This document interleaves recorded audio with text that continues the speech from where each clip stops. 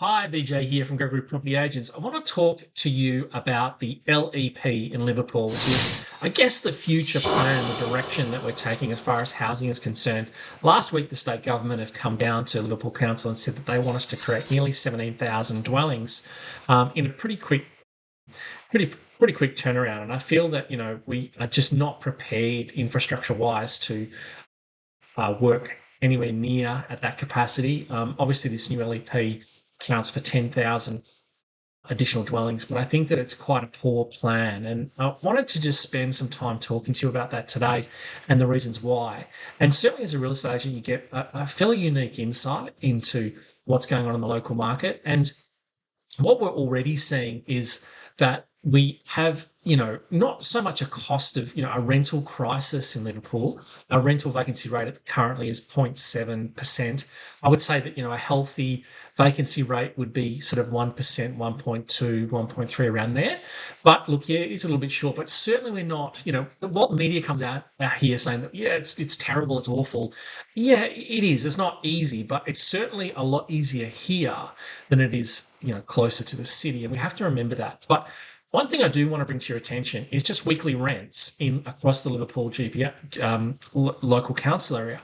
And what you can see here is two-bedroom units, and you have to ignore, any week changes and rolling month changes because data typically is just not as accurate in those times. You've got to sort of go back in a rolling quarter to see, really get an accurate idea. So you can see here that rents across all units in Liverpool have gone up 13.2% over the last quarter.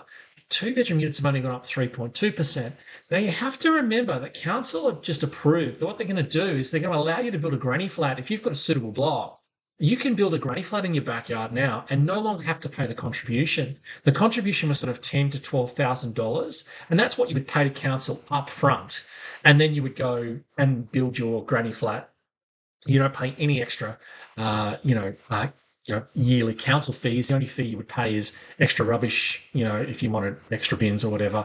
But look, you can see here that, if you increase more two-bedroom housing across the Liverpool LGA, what you're going to do is you're going to disadvantage the people that have two-bedroom units in Liverpool. That is just, you're going to oversupply the two-bedroom market.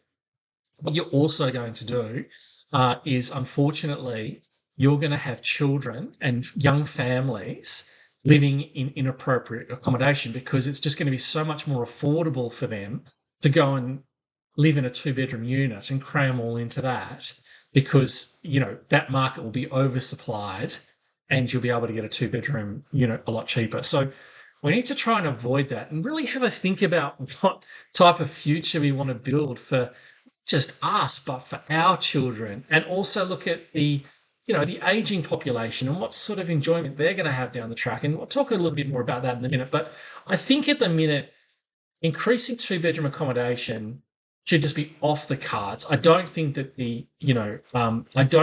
this granny flat solution is a way forward. I think that what we really should be doing is recognizing that, ownership and development in Austral is going to take some time. It's very fragmented ownership, and the infrastructure is just not there yet. And while it could be coming, just travel down, the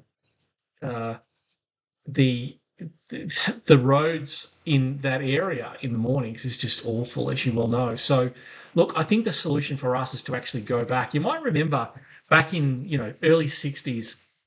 This was all a social experiment around here is that, they built these properties, didn't build a lot of infrastructure. There's just houses. It was done by the state government at the time.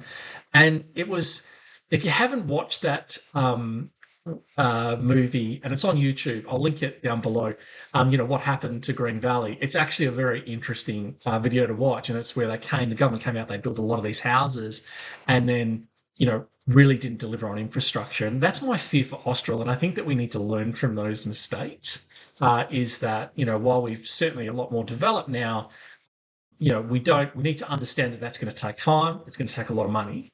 And it's underdeveloped now. The structure that's there now for the people that already live out there that is inadequate. So I don't understand how we can be expected to put even more housing up there, adding more stress onto homeowners when we've got these beautiful areas that need potentially, have a scarred reputation that could really help us out. And I'm talking about Busby, Miller, Cartwright, um, all around those areas. We have the infrastructure in place. We have a lot of the schools in place. What we need to be able to do is go back to those properties, incentivize local builders so that we can do it. And these are small spec builders, um, to turn those bigger blocks from one dwelling into two. Okay, so as you're aware, if you go to put a DA in a council, it will cost upwards of $30,000 for you to convert that property from one title into two. And I'm talking about a battle axe, which means you've got the house at the front and then house at the rear, but they're on separate titles. They can be owned separately, not a granny flat situation where it's all owned by the one person. So, and that can cost big money to do through council, any council. What I would love to see is a bit of is Liverpool have a reputation that we give great incentives for these builders to come in and do those things, convert them across into, two titles, one title into two, but then also, get rid of private certifiers in Liverpool council area and actually our employment of these people that go out and check on building at Liverpool Council. What we want to do is we want to have a reputation of being, yes, we give great incentives, but geez, we're hard bastards. We want a very good quality product. And so by doing that, we can create really good housing. We've got the infrastructure already in place. I think it would really help the local area too. If you look at, the local shopping centres and things like that, they just need a little bit of, you know what I mean? Like we need to bring them up a bit, And I think that it's kind of forgotten that these areas, because they've had that reputation, we're leaving them alone. They have very favourable zoning already. And I think that there's an opportunity for us to have some very quick wins, do some good quality housing in these areas, bolster our school numbers in these areas. I think that it makes a lot of sense. So for me, it's not about just if you go onto the Liverpool website and you go onto the Atlas, the amount of population Austral is planning to have to take the brunt in Liverpool is just, it's too much.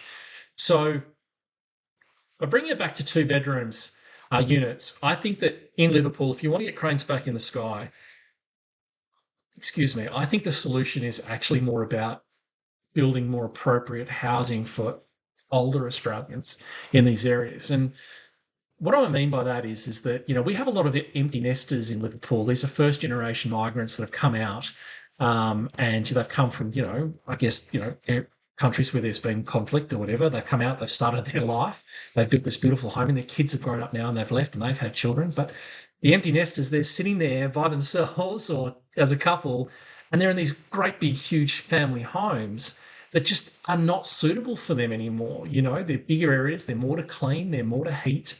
They've got stairs, they've got big gardens, but they're stuck in these properties because they get a pension. And so they have their house. They don't trust banks because, they've come from countries where there's been, banks haven't been the greatest, or there's been hyperinflation. And, there's not a lot of trust in the banking industry. And as you know, to get a pension in Australia is that you need to pass an asset test, and your primary residence isn't included in that asset test. You can own that property, and then, what asset you've got on top of that is counted. So a lot of these people rely on that pension to live, but they have these big family houses, and they would much rather do that for the family's next generation rather than sell that property and risk losing that money, or just it not being or get their pension cut off. So it's a big problem, and it's one that I think that we need to sort out federally for sure, but certainly at a local level we could do a lot more. And, that is making sure that we're constructing these, you go over to the US, you go to Florida, the senior citizen is king, you have, a lot of activities, and we build these, they build these beautiful places that are around things like, social things for elderly, and, doctors and, things that are going to be more conducive that are in the needs of elderly Australians, and also they do a great job of like transitioning stuff too, where you'll start in a nice sort of, retirement place, and then, gradually as you get older and your health needs, your increase for health, comes along, that there's a good transition there. And that's something that we do really poorly as a country. But what we could really innovate in Liverpool, which I think would be really great, is that, if there's somehow we could get those empty nesters out of those big family homes and into some really nice, quality built, smaller properties that have great facilities, that will help take the pressure off the health system. It will help the enjoyment of, and it also will help the loneliness. One of the biggest things that happens in our community in Liverpool, just because we're so spread out, is loneliness amongst seniors. And I think that, some sort of using housing as a way to bring them together would be really, really beneficial for all of us.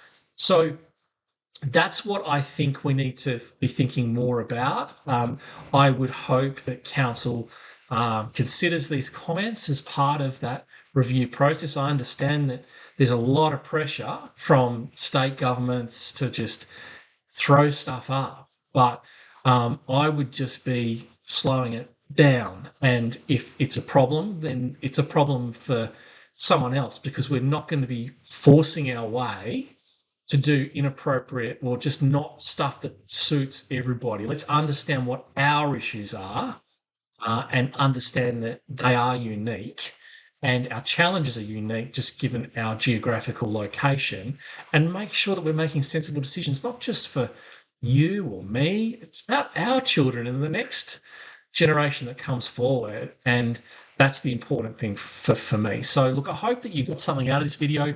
Please feel free to like or subscribe, or share this video with someone that you think. I think that part of this conversation is that we need to, certainly Liverpool, as our local paper has sort of shut down, we're not having these conversations, these community conversations as strongly as we should. So I'd encourage you to get involved, like if you're out having a walk, or, you're out having coffee, or you're going to your Zumba class or whatever, like talk about this as a community, like, what can we do better? And, make sure that you're in touch with your councillors. Your councillors' mobile numbers are actually on the Liverpool Council website. Reach out to them. Go through the LEP document. We really need your help, especially, if you're over 60 years of age. You've lived through stuff that, us younger guys, although I haven't got much hair, I'm getting old myself, but you've done stuff, you have the experience. And I think that you're the voice that we really need to hear at the moment, not just across council, but across state level. And we need to understand the issues you're having, and try and resolve them in a way that we can resolve them for the next generation as well as the current, generation. So look, that's it. I hope you have a great week, and I'll speak to you soon.